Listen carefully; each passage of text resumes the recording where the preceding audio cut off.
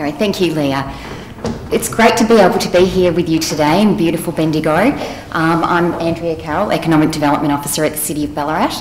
And what I'm here today to speak to you about is what we've been doing in Ballarat to try and make a real difference in our community through council expenditure. So let's have a look at the Ballarat story. I need to turn back the clock to 2009. We were at the tail end of the GFC and our businesses, like many in your regions, were doing it pretty tough. At that time, our import replacement was sitting at about 51% and council's local expenditure was only at 50%. So all in all, it wasn't a great picture. Fast forward to 2014 and 15, and we've actually managed to sustain our council expenditure at above 80% for the past 4 years, and we've even peaked at about 86%. Our local import replacement has also dropped to 47%. Now that's a really huge outcome for us and equates to about $231 million injected into our economy every single year. And of course, this has done a lot to improve the business confidence of our local suppliers and businesses. Now, the one real program that we've implemented in this time is the BIPP. So what is BIPP? The Ballarat Industry Participation Program is a direct intervention of council that we implemented in 2009 to really have an impact on the effect of council's expenditure within our regional economy. And when I say regional, I mean the Central Highlands region. So BIPP doesn't just apply to the Ballarat LGA, it actually encompasses the whole Central Highlands region. So that's Ballarat and our 7 neighbouring shires. And it was a mechanism that we put in place that was really designed to build that consortium building and partnership environment so we could get local contractors from within the Central Highlands region working together to pitch for projects that they wouldn't be able to do on their own. Now, in putting the program together, we used a fairly distinct 5-step framework, and that's what I'm going to talk you through today. The first step, I'll go through the framework quickly and then I'm going to drill down a little bit deeper into each of the individual components for you. The first step was policy, capability, opportunity, awareness, and evaluation. So let's have a look at policy. We knew that if we wanted to affect any long-term sustainable change around council's local expenditure, we needed to have this embedded in our procurement policy. So we sought to include a local content statement, and we've heard a little bit about that today, that was to be put in place for tenders above $250,000. And what it required was for local contractors or any contractors who were putting in submissions for those tenders to include a local content statement which looked at the value of the economic value add that would be contributed, the number of jobs that would be created within the Central Highlands region, and the skills and technology transfer that would occur as a result. So would it generate new apprenticeships? Would there be new technology adopted? Now, of course, when putting in place such an amendment in our procurement policy, we did have to navigate an existing legislative framework. Now, that included the Local Government Act and the National Competition Policy, but also the Trade Practices Act. And the Trade Practices Act is an interesting one because it clearly precludes third-line forcing. And when you're looking at actually trying to get a real outcome and supporting local content, you have to be mindful of the fact that if there's only one local contractor who actually has the capability within your region, then to effectively give them the tender because they're local it's going to breach that Trade Practices Act. So how we actually navigate that legislative framework with BIPP is that when submissions are received for tenders above $250,000, they're actually evaluated on a best value for money principle. So that the process completely complies with the Trade Practices Act because BIPP is only brought into play when you get 2 tender submissions that fall within about a 5% financial differential of one another. So it essentially acts as a tiebreaker for those tender submissions that have already been through a best value process. Step 2 in our framework is capability. We know that if we're going to really get the value out of supporting local suppliers, we need to build their capability and their actual capacity to put together quality winning tender submissions. A lot of our contractors didn't even understand what the council procurement process was, how it worked, the intricacies of it. So we started running tender right workshops as part of BIPP, and the tender right workshops are small. We get together small groups of contractors and businesses from the Central Highlands region. They're really practical. They go through our procurement policy. The participants get the opportunity to actually work through the tender process, look at how they would actually present their own capabilities, what sort of insurance and compliance documents they need to have on hand. So really grassroots, fundamental skills that they need so that when those opportunities come available, that they actually have the capacity to prepare winning tender submissions. Now, we do partner with our local Federation University to deliver these workshops, and in the past we've worked with Vicki, and that's another good way of being able to integrate that stakeholder relationship so you get a little bit more cut through with the program. Since we started BIPP in 2009, we've put through 645 local businesses through the workshop, and that's a really great outcome for us. Now, the next step in the framework is opportunity. I know that we have ICN here today and a lot of you are familiar with what they do, but it was a really integral component for the BIPP program. We worked with ICN to utilise their platform so that the guys, we've put it in our procurement policy, we're building the capacity of our local suppliers.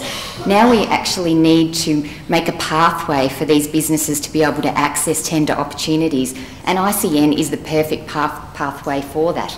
So as a council, we were the first council in Australia to load our tenders on the ICN, what was Regional Industry Link, now it's ICN Gateway.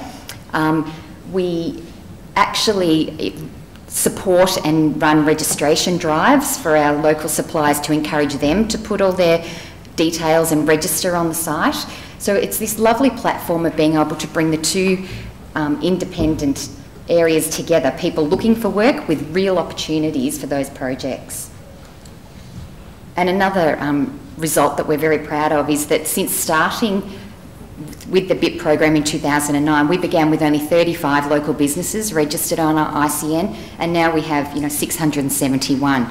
And in real terms, that means 671 local businesses who now actually better understand the process of how they can tap into these tender opportunities, and not just Ballarats. The next step is awareness. To really get the ongoing value of a program such as BIPP, you need to make sure that it remains top of mind within the local business community. Now, we run biannual B2B, business to business and buy local campaigns. We partner with our local Commerce Ballarat to deliver those. Like I said, we run regular drives to get our local suppliers to register on ICN. And we look for any opportunity where we can leverage the BIPP program within the local marketing calendar of events in Ballarat. So we'll have the Small Business Festival, B31 month. I'll make sure that we've got a tender right workshop that's being delivered in that time. We'll utilise existing opportunities with Council's My Ballarat magazine. I'll make sure that we always have, marketing material out there so that people can access these tender right workshops and learn more about the program. Now, the final step in the 5-step framework that we use is evaluation. Review and improve, review and improve. Any really successful program is not set and forget. We need to keep checking in that we're actually hitting the mark with our targets here. Are we sustaining above our 80% or whatever your particular target is in local procurement? Are we still getting those local businesses to attend our tender right workshops? And is there anything that we can do to further amend our policy that's going to make it more effective and relevant for the current economic climate? And a couple of examples of the ways that we've done that is in 2012, after an annual review, we realised that a lot of our projects in council were actually falling within the $100,000 to $250,000 mark. So yes, we'd address for tenders above $250,000 with the BIPP, but quite a lot of those projects were in that, that smaller threshold. So what we did is we amended it. We've now introduced the BIPP Lite program. So it still basically complies with the local content statement theory, so that the contractors have to put in a very simple, abridged one-page version of what they would do for the BIPP program. Local content, value add, number of jobs, skills and knowledge transfer. But an important part of this process was that we checked in with our industry groups. We went to AIG, we went to Vicki, we went to Commerce Ballarat and said, if we want to amend this program to broaden the catchment, to really, improve its effectiveness in the local community, is asking our local suppliers to do a BIPP statement for that $100,000 to $250,000 threshold too onerous. And no, it wasn't, as long as we brought it down to that abridged version. So let's just recap those fairly simple but really effective steps that are in our 5-step framework. So we've got policy, capability, opportunity, awareness and evaluation. Now, the best way to give you an example of what this actually looks like in our Ballarat community is with a case study, and I have a really great one for you. And again, it's the pool example that Leah was talking about earlier. In 2013-14, City of Ballarat Council endorsed its largest ever capital expenditure budget, and that included the construction of a $17 million indoor heated pool at our aquatic centre. Now, it was a divisive project at the time, so there was members of the community who thought that was fantastic and others who thought that maybe council should be investing in other projects. So we knew that as a council who had endorsed this project, the last thing that we wanted was $17 million walking out of the Central Highlands region economy. So what we did is, again, we partnered with ICN on this one, and it's a really great example of what you can achieve when you put local content as a priority within your council's procurement. ICN went through and looked at the project, and they looked at all of our local suppliers, and they essentially did an audit of what skills were required and what we could offer within our local community, and prepared a list basically that was built into the procurement framework. And what this meant was that anyone who was going to put in a tender submission for this project, and we knew that the main players, a couple of them were definitely not inside our region, they had the opportunity then to go straight to this list, look at the local subcontractors that they could utilise, include them in their tender submission and increase their local content. Now, some of the headline figures that I'll talk you through on this project just signified what a great outcome we achieved. Firstly, it was budgeted at $17 million. It was actually awarded to a local company, to Nicholson's, after our procurement evaluation.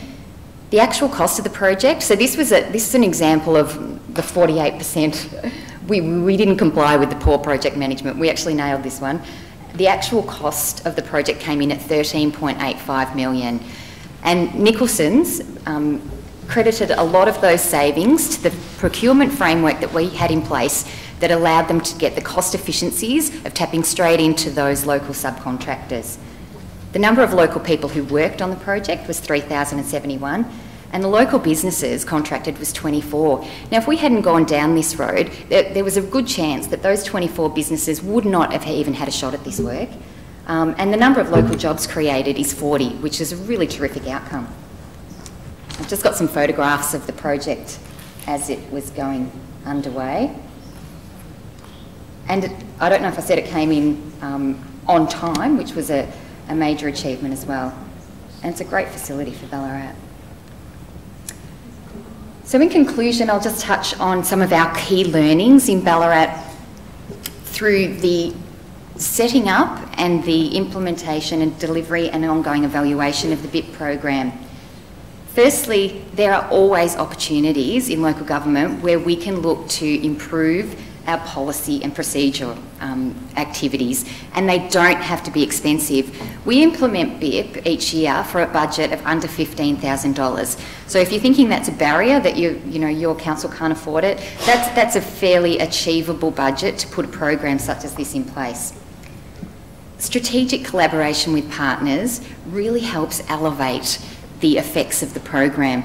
I've mentioned ICN, so they were obviously integral to our 5-step framework, but like I said, we use Federation University to deliver the workshops. We partner with Commerce Ballarat, and all of this layering within the program is really what helps you get those better results than you could do if you looked at any standalone step within the framework. Ongoing policy review, well, I've mentioned the benefits that can come from keeping your finger on the pulse of whether you're still hitting the mark with your program, and I think it's really critical, not just with a procurement policy, but with any program that you're hoping to get long-term results out of. You really need to keep checking in and seeing if you're hitting the mark. And finally, the benefits of a program such as BIPP are much broader than just your LGA. The 671 suppliers that we have now on ICN, a lot of those have been through our tender right workshops, so they're so much more confident in the way that they're putting their tender submissions together.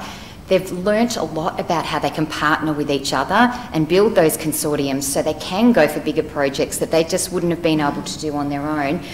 And not just projects within Ballarat, they're now putting in tenders throughout the state and nationally. So overall, the framework is building a capacity in our local suppliers that is going to actually generate, you know, positive economic impact far beyond what we ever imagined. So that concludes my presentation. I hope that I've managed to spark some interest and even some excitement in you of what you can achieve in your regional area with a program such as BIPP. So I'm going to hand back to Leah and we're going to move on to question time. Yes. Yep, terrific. Thank you.